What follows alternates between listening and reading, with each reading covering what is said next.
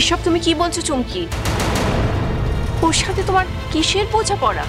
মা, আপনারা এখনো পর্যন্ত মিশমি আর সূর্যশেখরের অভিনয় দেখেছেন, কিন্তু আসল অভিনেতাকে চিনতে পারেননি, যে অনায়াসে নাটক করায় মিশমি আর সূর্যশেখরকে বলে বলে গোল দেওয়ার ক্ষমতা রাখে। চুমকি, তুই এসব কি বলছিস? ও যা করেছে আমাদের বাড়ির সবার ভালোর জন্য করেছে। তুই ওকে আর সবার সামনে অপমান করবি না। তুই ওর হাতটা ছেড়ে দে। না চারু, আমি এতদিন ধরে অনেক কিছু দেখেছি আর অনেক কিছু শুনেছি, কিন্তু এবার আমার যেটা করার আমি করবই। আমাকে কেউ আটকাতে পারবে না, আর তুইও না। চুমকি ভাই। মা, পিসিমণি, আপনারা হয়তো অমৃতার এই বাড়িতে আসার পেছনে আসল উদ্দেশ্যটা জানেন না। আসল উদ্দেশ্য কি? এমন আসল উদ্দেশ্য থাকতে পারে ওর? মা, অমৃতাই আমাদের বান্টি, আর আপনারা যাকে বাবলি বলে চিনতেন সে আসলে আমাদের চারু। ওরা দুজন এই বাড়িতে এসেছিল সূর্যশেখরের হাত থেকে আমাদের সবাইকে বাঁচাতে।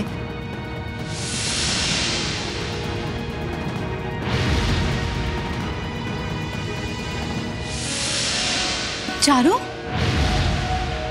চুমকি যে কথাগুলো বলছে সেগুলো সত্যি? হ্যাঁ পিসিমণি, সত্যি। তাহলে এই কথাগুলো আমাদের আগে বলনি কেন? মা, আমিও জানতাম না। আমি মিশমির কাছ থেকে কিছুদিন আগেই জানতে পেরেছি, যখন ও চেয়েছিল আমি ওর হয়ে কাজ করি।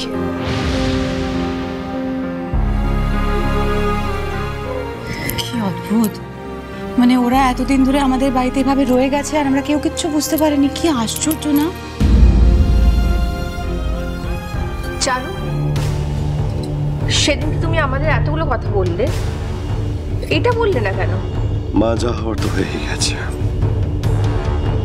তাছাড়া ওরা এই বাড়িতে এসেছিল আমাদের ভালোর জন্যে। আর্য, তার মানে তুই সবটা জানতিস অথচ এতদিন আমাদের কাউকে কিচ্ছু বলিসনি? না পিসিমণি, দাদাভাই জানতো না। অ্যাকচুয়ালি আমি জানতাম সবটা, পরে দাদাভাই জেনেছে। আমি তো বুঝতে পারছি না যে এই লুকোচুরিটার কি দরকার ছিল।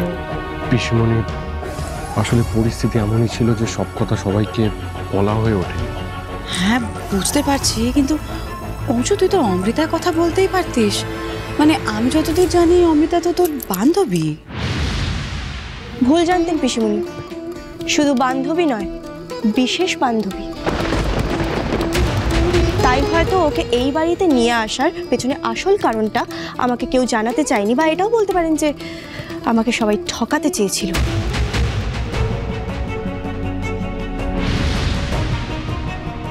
চুমকি, থাক।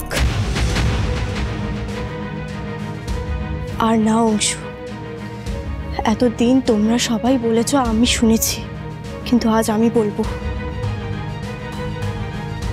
চারু, তুই তো কোনোদিন সত্যি কথা বলতে ভয় পাস না, তাহলে আজ কেন এত বড় সত্যিটা তুই আড়াল করে যাচ্ছিস? কোন কারণে, কার কথা ভেবে? আমার খারাপ লাগবে সেটা ভেবে? সেটাই তো স্বাভাবিক চুমকি। তুমি যেমনই হও না কেন, তুমি এই মল্লিক পরিবারের বউ, আর সেটাই তোমার পরিচয়। মা, এই কথাটা শুনে না আজ আমার খুব আনন্দ হচ্ছে। আপনি প্রথমবার আমাকে সবার সামনে মল্লিক পরিবারের বউ হিসাবে স্বীকৃতি দিয়েছেন, কিন্তু আজ আমার অনেক কথা বলার আছে মা।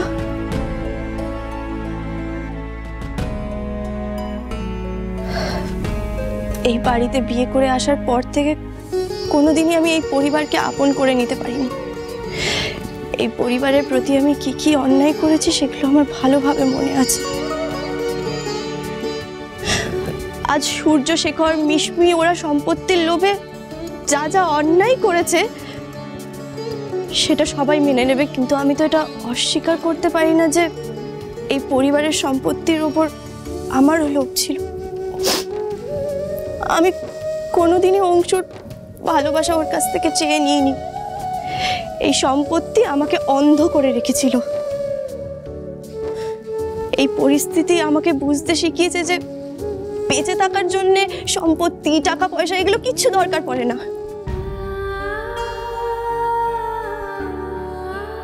যেটা দরকার সেটা হলো ভালোবাসা। চারু, চারু, আমি সত্যি বলছি, আমার চোখ খুলে গেছে। আমি আর কাউকে ঠকাতে চাই না। আমি কারোর সাথে আর কোনো ভুল আমি হতে দিতে পারি না।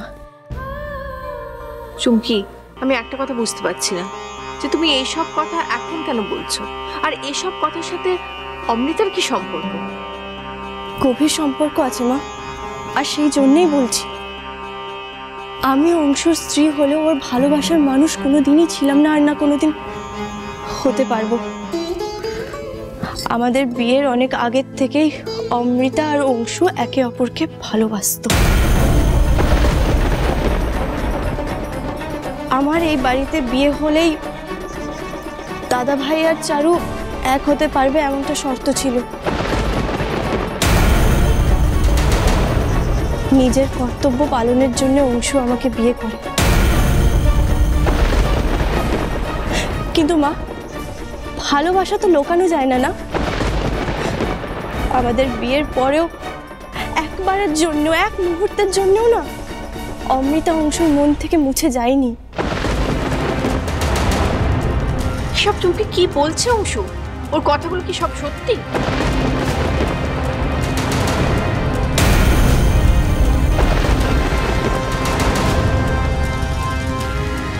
অংশু, অংশু, চুপ করে থেকো না অংশু। আজই সুযোগ, বলে দাও সবাইকে সত্যিটা। হ্যাঁ জোরদা ভাই, তুই সব সত্যিটা বল। অংশু, আমার প্রশ্নের উত্তর দাও। তুমি কি অমৃতাকে ভালোবাসতে?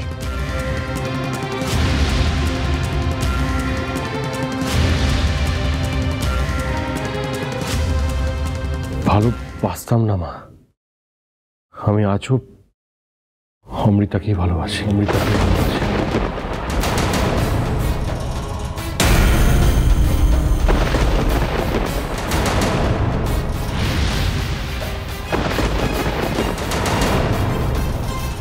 এই কথাগুলো তুমি আগে কেন বলনি আমাদের? কারণ তুমি ওদের সুযোগ দাওনি মা বলার। অংশ আমাকে বলতে দে।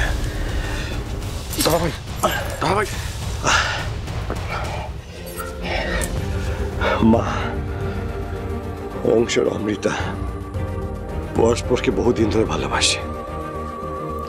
তাই অমৃতা সেদিন অংশ জন্মদিন এই বাড়িতে এসেছিল, যাতে ও তোমাকে বলতে পারে যে ওরা বিয়ে করতে চায়।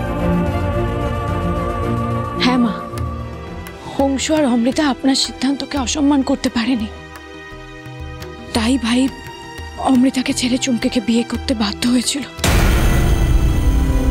এতদিন ধরে আমার অন্ধত্বের দায় অংশ নিজে কাঁধে বয়ে বেড়াচ্ছিল, তাই ভেবেছিল আমার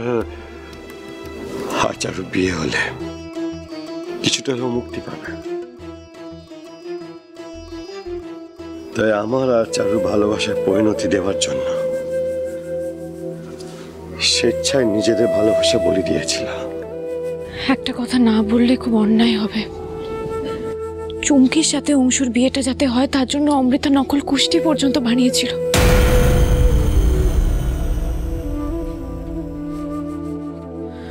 আচ্ছা, আপনাদের সবার সামনে আমি এইভাবে দাঁড়িয়ে আছি, এই সবটার জন্য অমৃতা আর ওর দাদা ডক্টর ব্যানার্জির অবদান অনেক। ওরা না থাকলে আমি হয়তো বেঁচেই ফিরতাম না।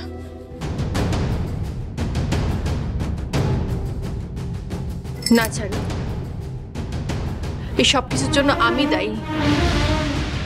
আমি একবারের জন্য ভাবিনি যে অংশু অন্য কাউকে পছন্দ করতে পারে। উল্টে আমি কি করলাম, নিজের সিদ্ধান্তটা জোর করে ওর ঘাড়ে আমি চাপিয়ে দিয়েছি। আমি অন্যায় করেছি আমার ছোট ছেলের সাথে। মা, তুমি নিজেকে দোষারোপ করো না। মা, তুমি যা ডিসিশন নিয়েছিলে তাতে হয়তো আমাদের সবার ভালোই হতো, সেই জন্যই নিয়েছিলে। ভালো আর হলো কই অংশু? তোমাদের সকলের, এই মল্লিক পরিবারের সকলের আমার ওপর অগাধ বিশ্বাস, কিন্তু আমি তো সেই বিশ্বাসের মর্যাদাটুকু রাখতে পারলাম না। আমি অ্যাজ এ গার্ডিয়ান অনেকবার ভুল ডিসিশন নিয়েছি। এই তো আর্য যখন শরীর খারাপ হয়েছিল তখন আমি তো চারুকে অপমান করে যা নয় তাই বলে এই বাড়ি থেকে তাড়িয়ে পর্যন্ত দিয়েছিলাম। আমার নিজের সিদ্ধান্তটা জোর করে আমি তোমার ঘাড়ে চাপিয়ে দিলাম। এটা অন্যায় নয়? না না, ঝিরে বাতি